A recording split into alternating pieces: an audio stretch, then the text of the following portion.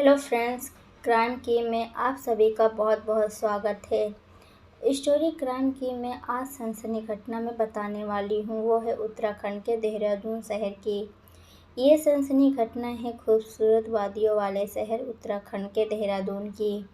वही शहर जहाँ देश और दुनिया से लोग घूमने आते हैं। उन्हीं वादियों में 29 अगस्त 2019 की रात दिल दहला देने वाली एक घटना हुई। रात के करीब 11:30 बजे एक घर में ताबड़तोड़ फायरिंग हुई, जिसमें वहां रहने वाली 25 साल की कामना को गोली मारकर हत्या कर दी गई। कामना काफ़ी सुंदर लड़की थी और ब्यूटी पार्लर चलाती थी। इस घटना में गोली सिर्फ कामना को ही नहीं मारी गई, बल्कि कामना के पति अशोक को भी मारी गई। लेकिन वो गोली उसके पेट को छूते हुए निकल गई, जिससे अशोक घायल हो गया लेकिन जिंदा बच गया था। अशोक पहले डीजे का काम करता था। उसी दौरान उसकी मुलाकात कामना से हुई थी। दोनों कई साल तक लिविंग रिलेशनशिप में रहे। फिर साल 2014 में दोनों ने कोर्ट मैरिज की थी। शादी के बाद अशोक ने ट्रांसपोर्ट का बिजनेस शुरू कर लिया था। 29 अगस्त 2019 को हुई घटना को 2 से 3 लोगों ने अंजाम दिया था। अब यह घटना वैसे तो बेहद ही सीधा सपाट था, क्योंकि कामना के कत्ल के चश्मदीद गवाह कोई और नहीं था, उसके पति अशोक ही थे। क्योंकि जब इस घटना की सूचना पुलिस को मिली तो दोनों को अस्पताल ले जाया गया, जहां कामना को मृत घोषित कर दिया गया। इसके बाद पति अशोक का इलाज शुरू किया गया। उसी समय पुलिस ने घटना की जानकारी मांगी। अशोक ने रोते हुए बताया कि कैसे मैं उसकी बुरी हालत में सपोर्ट किया और नौकरी दिलवाई। उसी ने मेरे पत्नी को मार दिया। उसने बताया कि कातिल कोई और नहीं बल्कि मेरे बुआ का बेटा रिंकू उर्फ अजय वर्मा है। उसके साथ 2 और लड़के आए थे। उन्होंने पहले मेरे पत्नी को मारा और विरोध करने पर मुझे भी गोली मार दिया। पुलिस ने पूछा, पत्नी की हत्या करने के पीछे आखिर वजह क्या हो सकती है। इस पर अशोक ने बताया कि मेरे बुआ का बेटा पुराना क्रिमिनल है। उसका परिवार रायपुर में रहता है। उसे शुरू से ही नशे की लत थी। इससे मेरे बुआ का परिवार बहुत नाराज रहता था। नशे की वजह से सन 2014 में मारपीट के दौरान उसके हाथों एक लड़की की मौत हो गई थी। इसके बाद अजय को जेल जाना पड़ा था, लेकिन 1 साल बाद ही 2015 में उसका जेल से जमानत मिल जाता है। पर घर वालों ने उसे अपनाया ही नहीं, घर में एंट्री बंद कर दी थी। रिंकू ऐसे में वो दर-दर भटक रहा था। ऐसी हालत में उसकी मदद मैं ही किया था, अपने घर में जगह देकर। फिर रिंकू उर्फ अजय को राजस्थान में मैंने नौकरी भी लगवा दिया था। पर बीच बीच में रिंकू मेरे घर आता रहता था, लेकिन उसके आने से पत्नी नाराज हो जाती थी।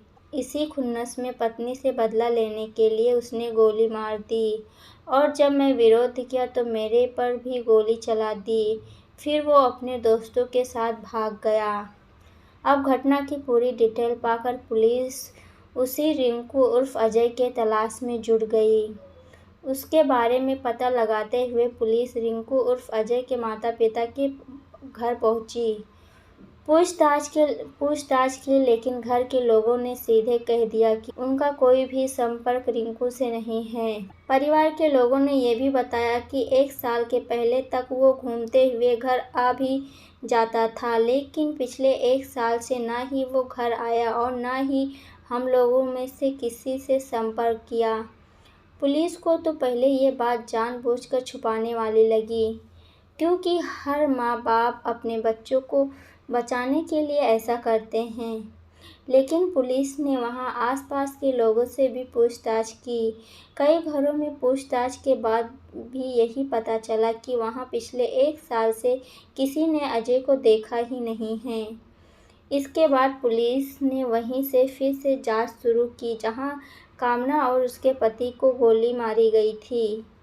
लेकिन इस बार पुलिस ने कामना के पति अशोक से नहीं बल्कि आसपास के लोगों से बातचीत की। सीसीटीवी फुटेज देखा तो उसमें घटना वाले दिन कुछ लोगों को देखे जाने की बात भी सामने आई, लेकिन वो लोग कौन थे इसकी पहचान नहीं हो पाई। इधर तमाम कोशिशों के बाद भी आरोपी कातिल रिंकू का कोई सुराग नहीं मिल रहा था। अब कोई सुराग नहीं मिलने पर पुलिस ने सर्विलांस के मदद से आरोपी का पता लगाने की शुरुआत की, जिसके लिए पुलिस ने आरोपी रिंकू का मोबाइल नंबर पूछा। तब पता चला कि जिस नंबर का वो इस्तेमाल करता था वो काफ़ी समय से बंद है। यहाँ से पुलिस फिर खाली हाथ रह जाती है। इसके बाद पुलिस थक हार कर पूरे जांच की दिशा बदलने की कोशिश करती है। फिर से पूरी घटना के बारे में अशोक से पूछताछ करती है। इस बार उसके बयान में कुछ अंतर देखने को मिलता है, इसलिए पुलिस आसपास के लोगों से फिर पूछताछ करती है। इस दौरान पता चलता है अशोक और कामना में पिछले काफ़ी दिनों से अनबन चल रही थी। लव मैरिज के बाद दोनों एक साथ काम पे जाते आते थे, पर कई महीने से कभी कभार ही साथ आते जाते थे। अक्सर दोनों अलग अलग जाते थे। इस बात को लेकर पुलिस कामना और अशोक दोनों के मोबाइल फ़ोन की कॉल्स डिटेल निकालती है। अब तक केस की जांच करते हुए 1 हफ्ते का समय निकल चुका था। कॉल डिटेल की जांच से कुछ चौंकाने वाली बात सामने आई। आरोपी रिंकू की अशोक से पिछले काफ़ी समय से बात नहीं हुई थी, लेकिन 2 नंबर पे खूब बात होती थी। यहाँ तक कामना के हत्या वाले दिन और उससे पहले भी खूब बात होती थी, लेकिन हत्या के बाद 1 हफ्ते के भीतर उन नंबरों पे कोई बात नहीं होती थी। ये देखकर पुलिस चौंक जाती है। इसलिए पुलिस पता लगाती है कि आखिर इन नंबरों का राज क्या है। दोनों नंबरों के बारे में अशोक से ही पूछकर जानकारी मांगी। तब अशोक ने बताया कि ये दोनों नंबर उसके करीबी दोस्त के ही हैं, जिनके नाम हैं दीपक और गौरव। अब पुलिस ने जानकारी जुटाई तो वो दोनों अपने घर पे नहीं मिले। इसके बाद उनके लोकेशन के आधार पर 9 सितंबर 2019 को उन दोनों तक पुलिस पहुंच जाती है। अब पुलिस उन दोनों से पूछताछ करती है।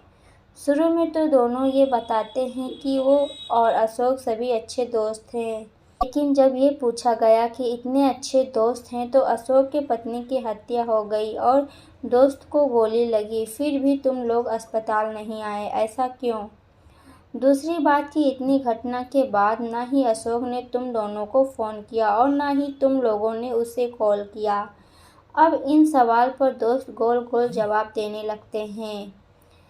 इसे देखकर पुलिस का शक बढ़ गया। फिर कार्रवाई से पूछताछ की तो जो दोनों ने खुलासा किया वो सुनकर पुलिस भी दंग रह गई।